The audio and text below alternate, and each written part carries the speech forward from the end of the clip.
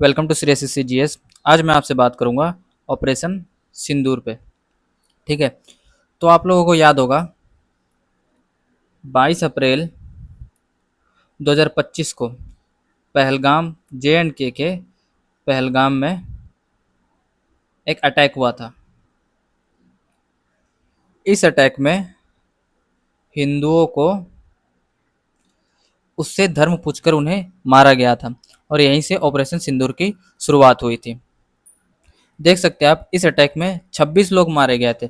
ठीक है, 26 लोग मारे गए थे, कुछ इंजर्ड थे जो अस्पताल में भर्ती करवाया गया। और इसमें इस हमले में एक नेवल ऑफिसर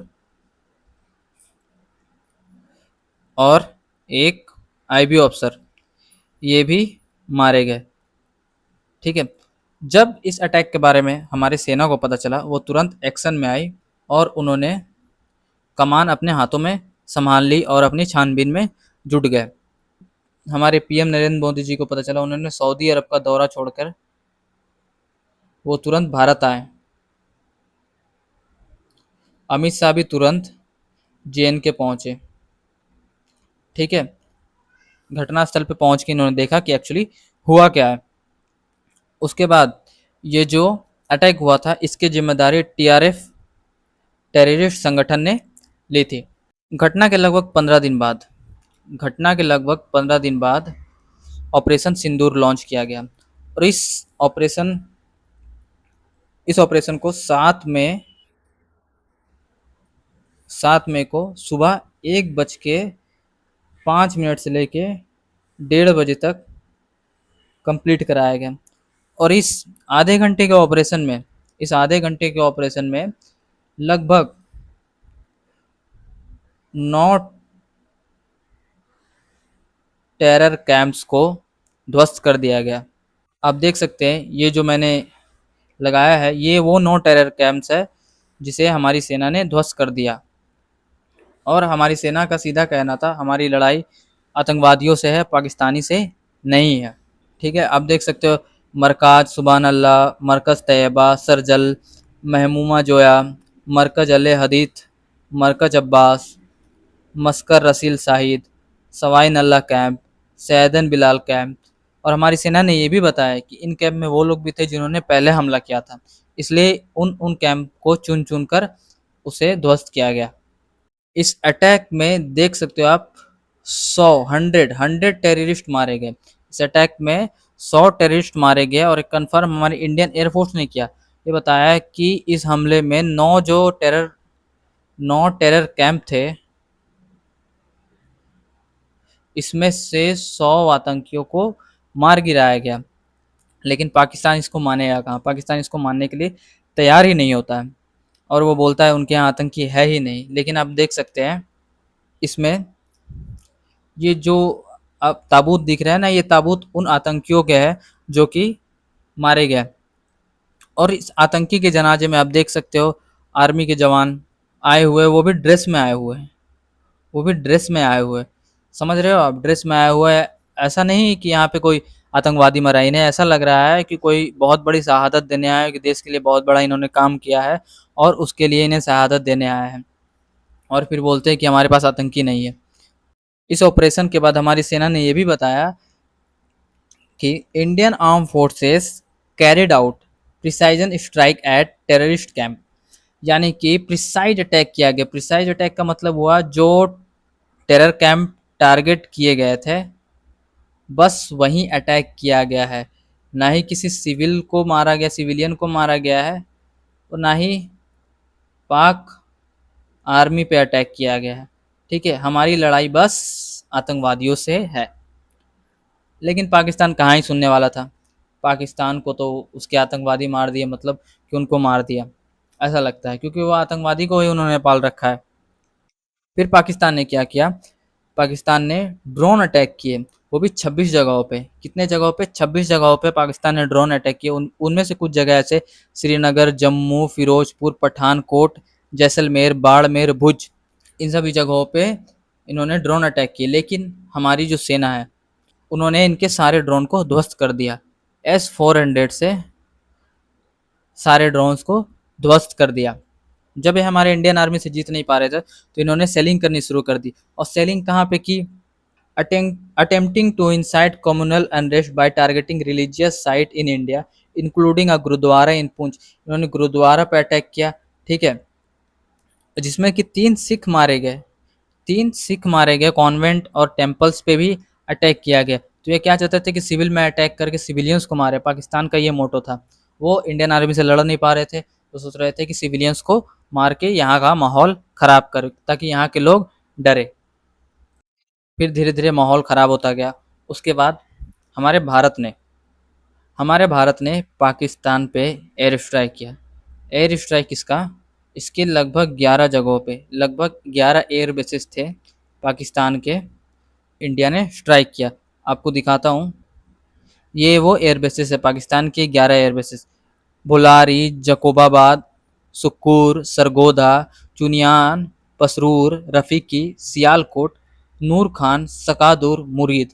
ये वो एयर बेसेस है जहाँ पे इंडिया ने अटैक किया था, ठीक है।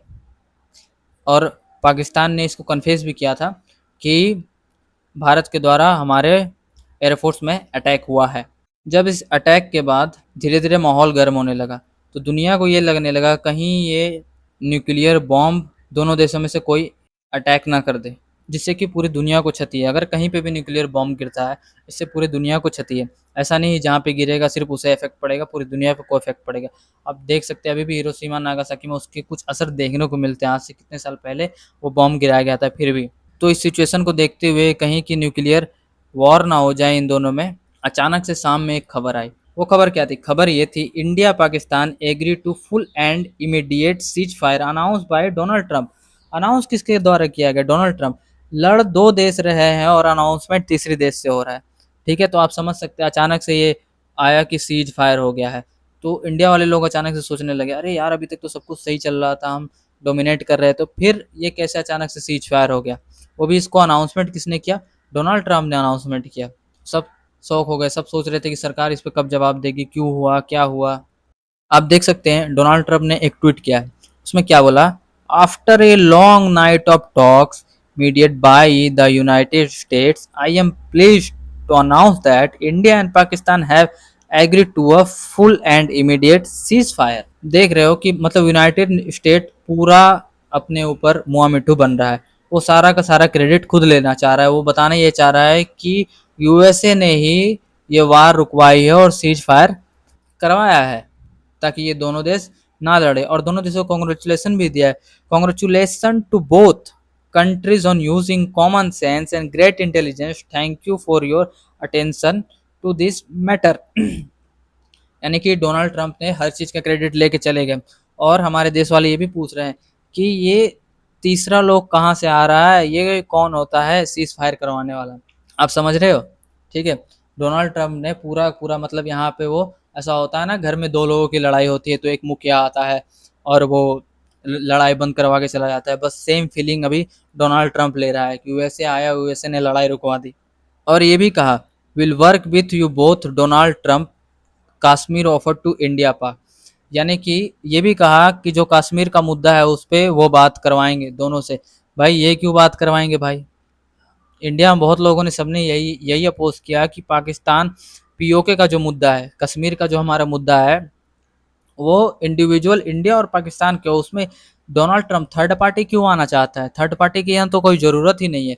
लेकिन ये बोल रहा है कि मैं इंडिया पाकिस्तान से ट्रेड भी करूँगा और कश्मीर के मामले पे बात भी करवाऊँगा, लेकिन हमें इसके बात की कोई ज़रूरत है नहीं। जब सीज फायर हुआ था उसके 3-4 घंटे बाद पाकिस्तान ने सीज फायर तोड़ दिया और फायरिंग शुरू कर दी थी। उसी में जो हमारे जनरल उपेंद्र द्विवेदी, उन्होंने आर्मी कमांडर को आर्मी कमांडर को फुल अथॉरिटी दे दी कि पाकिस्तान जो वायलेंस कर रहा है उसके खिलाफ आप जो कर सकते हो करो, आपके पास फुल अथॉरिटी है। देख सकते हो, full authority to army commanders to retaliate to Pakistan violence. यानी कि पाकिस्तान जो वायलेंस कर रहा है उससे निपटने के लिए आर्मी कमांडर को पूरी अथॉरिटी दे दी गई है। वो जो चाहे जैसे चाहे कर सकता है, उस पर कोई दबाव नहीं बनाया जा रहा है, ठीक है। 11 मई को जो प्रेस ब्रीफिंग हुई थी हमारे इंडियन एयरफोर्स, इंडियन आर्मी और इंडियन नेवी के जो जनरल बैठे हुए थे उन्होंने ये बताया कि 35 से 40 पाक सोल्जर्स किल्ड एट एलओसी, यानी कि एलओसी पे 35 से 40 पाक सोल्जर्स मारे गए हैं। लेकिन पाकिस्तान इसे एक्सेप्ट नहीं करेगा, किसमें, ऑपरेशन सिंदूर में। ठीक है, उन्होंने ये भी दिखाया है, कुछ स्क्रीनशॉट्स और वीडियो लेके आए थे, उन्होंने ये दिखाया कि बिफोर अटैक वो जगह कैसी थी और आफ्टर अटैक, ये बिफोर अटैक है या आफ्टर अटैक है, ठीक है, वो जगह कैसी हो गई। तो हमें कुछ कुछ चीज़ें दिखाई भी गई है। वहाँ पे हमारे नेवी के जो चीफ थे वाइस एडमिरल प्रमोद साहब, उन्होंने ये भी कहा सीज फायर के बाद, Arabian sea were ready to strike select target including Karachi, यानी कि अरेबियन सी में नेवी पूरी तरीके से तैयार है टारगेट को लेके, इंक्लूडिंग कराची, कराची भी टारगेट पे है। तो ये एक समझ लो पाकिस्तान को धमकी है कि भाई सीज फायर मत तोड़ो, वरना हमारे टारगेट पे होगा, कभी भी आप उड़ा दिए जाओगे। ठीक है, तो आप समझ सकते हो। आप बताना सीज फायर होना सही था या नहीं था, आप कमेंट करके बता सकते हैं। अब सीज फायर हो तो गया, लेकिन इस सीज फायर पे कांग्रेस पूछ रही है इसमें यूएस का क्या रोल है। ये बीजेपी से कांग्रेस जवाब मांग रही है कि भाई यूएस का क्या रोल है सीज फायर में, आप बताइए हमें। देख सकते हो इसमें क्या बोला है, opposition parties want Modi government to share ceasefire details, shed light on US role, यानी कि जो अपोजिशन पार्टीज है यूएस का रोल पूछ रही है कि भाई क्या रोल है, क्या रोल है सीज फायर में यूएस का, आप बताओ। एक पार्लियामेंट मीटिंग बुलाओ जिसमें सारे पार्टी आएंगे, उसमें आप बताओ कि ऐसे ऐसे ये रोल है, क्यों हुआ, क्या हुआ, हमें सीज फायर के बारे में पूरी जानकारी चाहिए। तो आपकी सीज फायर के बारे में क्या जानकारी है ये आप बताएं, आप इसके बारे में क्या सोचते हो, सीज फायर होना चाहिए था, नहीं होना चाहिए था, जो हुआ वो अच्छा हुआ या नहीं हुआ, आप मुझे कमेंट करके बता सकते हैं। आपसे अब मैं नेक्स्ट वीडियो में मिलूँगा। Thank you.